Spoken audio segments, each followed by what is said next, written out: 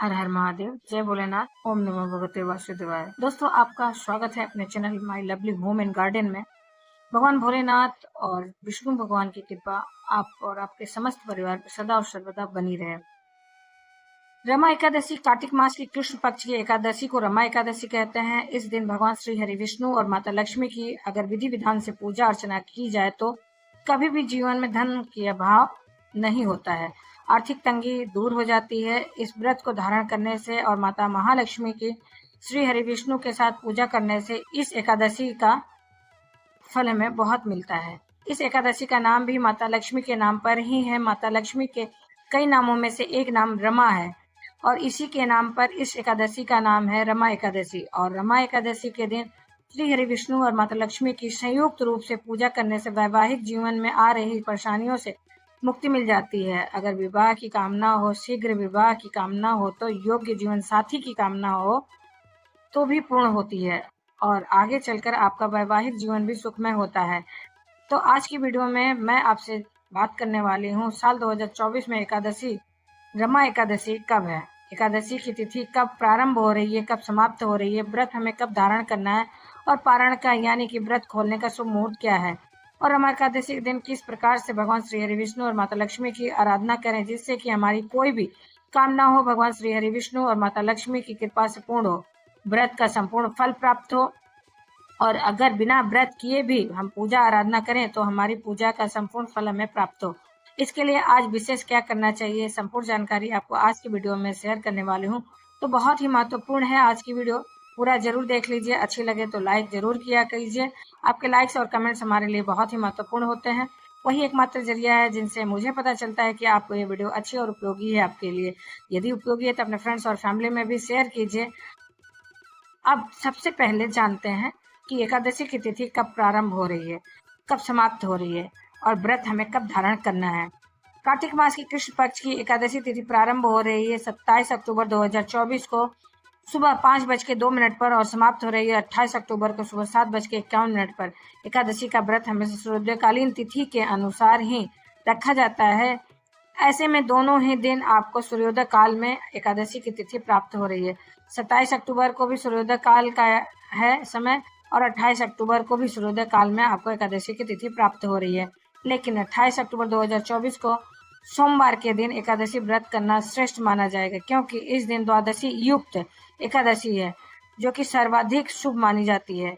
वैसे यह व्रत भी तो 2 दिनों तक किया जाएगा। बहुत से भक्त होंगे जो 27 अक्टूबर को भी ये व्रत करेंगे और कई भक्त होंगे जो कि 28 अक्टूबर को भी यह व्रत धारण करेंगे। ऐसे में आप जिस भी समुदाय को मानते हैं, जिस भी समुदाय गुरु परंपरा से जुड़े हैं, उसके अनुसार आप यह व्रत कर सकते हैं। और अब जानते हैं कि रमा एकादशी व्रत का पारण हमें कब करना है।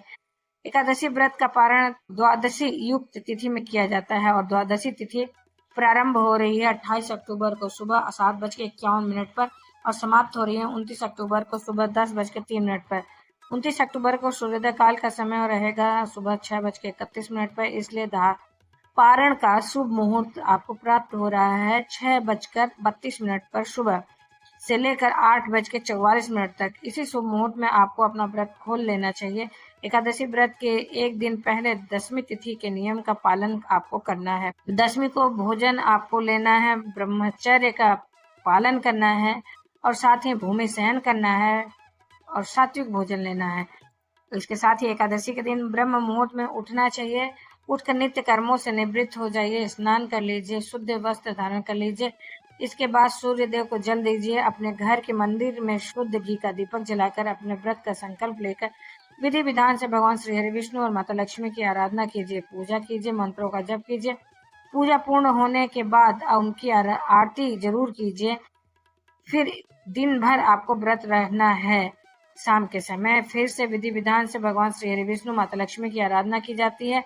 रात्रि में जागरण करना चाहिए और फिर अगले दिन प्रातः काल ब्रह्म मुहूर्त में उठकर नित्य कर्मों से निवृत्त होकर स्नान करके पूजा इत्यादि करके ब्राह्मण को दान दक्षिणा देकर या फिर ब्राह्मण को भोजन कराकर अपने व्रत को खोलना चाहिए, व्रत का पारण करना चाहिए। दशमी से द्वादशी तक ये नियम होते हैं। इन नियमों का अगर आप पालन करते हैं तभी हमें हमारे किए गए व्रत का पूर्ण फल प्राप्त होता है। दोस्तों उम्मीद करती हूँ कि आप हमारे चैनल पर आने वाले प्रतिदिन की सभी वीडियो को जरूर देखते और सुनते होंगे।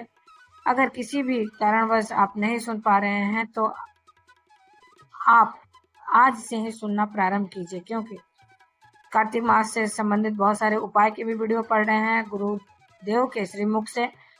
उन्हीं के द्वारा बताए गए उपाय भी आपको प्रतिदिन मिल रहे हैं, तो उन्हें करने से आपको बहुत सारे लाभ भी प्राप्त होंगे। बहुत छोटे छोटे बहुत ही आसान उपाय गुरुदेव बताते हैं, उन्हें करके आप उसका लाभ उठा सकते हैं दोस्तों। और एकादशी व्रत की संपूर्ण पूजा विधि और व्रत के नियम, व्रत की कथा जानने के लिए आने वाली वीडियो जरूर देखिए। मिलती हूँ मैं आपसे अगली वीडियो में, तब तक के लिए जय श्री हरि विष्णु, हर हर महादेव, जय भोलेनाथ। धन्यवाद दोस्तों।